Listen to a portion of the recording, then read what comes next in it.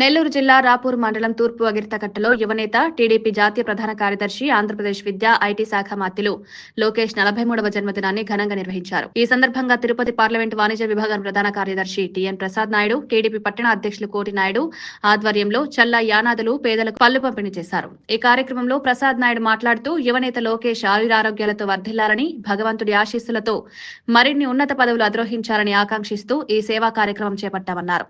ప్రజలతో మమేకమై పరిచయ చేసే నాయకుడిగా లోకేష్ ఎదుగుతున్నారన్నారు. ఇటీవల మద్దెలమడుగు సెంటర్లో ఏర్పాటు చేసిన ఎన్టీఆర్ విగ్రహంపై వైసీపీ నాయకులు చేసిన వ్యాఖ్యలను ఆయన తీవ్రంగా ఖండించారు.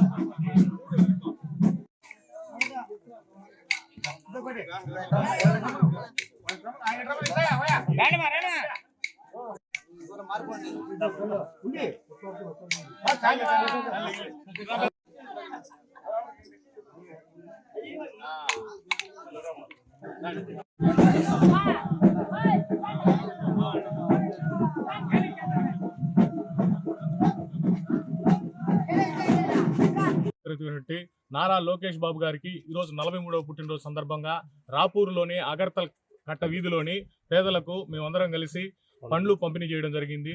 అదేవిధంగా ఇలాంటి పుట్టినరోజులు మరెన్నో జరుపుకోవాలని, ఆ భగవంతుడి ఆశీస్సులు మన నారా లోకేష్ బాబు గారి మీద ఉండాలని, మరిన్ని పదవులు ఇంకా చేసి రాబోయే కాలంలో కూడా పార్టీని ఇంకా బలోపేతం చేయాలని చెప్పి మేమందరం కూడా కోరుకుంటా ఉన్నాం. ఇదే సందర్భంగా మన రాపూరు మద్దెలమడుగు సెంటర్లోని మన నందమూరి తారక రామారావు గారి విగ్రహం ఏర్పాటు చేయడం జరిగింది. నిన్న 2 రోజుల క్రితం వైసీపీ వాళ్ళు అర్ధరాత్రులు దుండగుల వలె ఈ విధంగా విగ్రహం ఏర్పాటు చేశారని చెప్పడం జరిగింది. అర్ధరాత్రులు దుండగుల పార్టీ కాదు, ఇది తెలుగుదేశం పార్టీ వ్యవస్థాపకుడు కండలేరు డ్యాము, సోమశిల డ్యాము కర్త అయినటువంటి నందమూరి తారక రామారావు గారి విగ్రహం ఎప్పుడైనా పెడతాం. అదేవిధంగా గత 5 సంవత్సరాల్లో రాజశేఖర రెడ్డి గారి విగ్రహాలు ఎక్కడ పడితే అక్కడ విపరీతంగా పెట్టారు. మేమెవరం కూడా తెలుగుదేశం పార్టీలు ఎవరు కూడా అడ్డుకోవడం జరగలేదు. దానికి ఆయన విగ్రహానికి మీరందరూ కూడా స్వాగతిస్తే ఎంతో బాగుండేది. ఆయన విగ్రహాన్ని దుండగులు అనే మాట మేము తీవ్రంగా ఖండిస్తూ ఉన్నాము. ఆయన విగ్రహం పగలైనదే కాదు, రాత్రినే కాదు, మాకు అక్కడి నుంచి రావడము, ఆ టయానికి ఏలూరు నుంచి బయలుదేరి ఆ టయానికి చేరడం జరిగింది. ఆ టైంలో ట్రాఫిక్ ఉండదు కాబట్టి మేమంతా కూడా క్లియర్ చేసుకొని ఆ టైంలో పెట్టడం జరిగింది. దీనికి మేమందరం కూడా వైసీపీ వ్యాఖ్యలు మేము తీవ్రంగా ఖండిస్తూ ఉన్నాము. ఆయన విగ్రహం, ఆయన యుగ పురుషుడు, ఆయన విగ్రహాన్ని మీరు ఎవరు కూడా ఆపడం అనేది జరగకూడదు.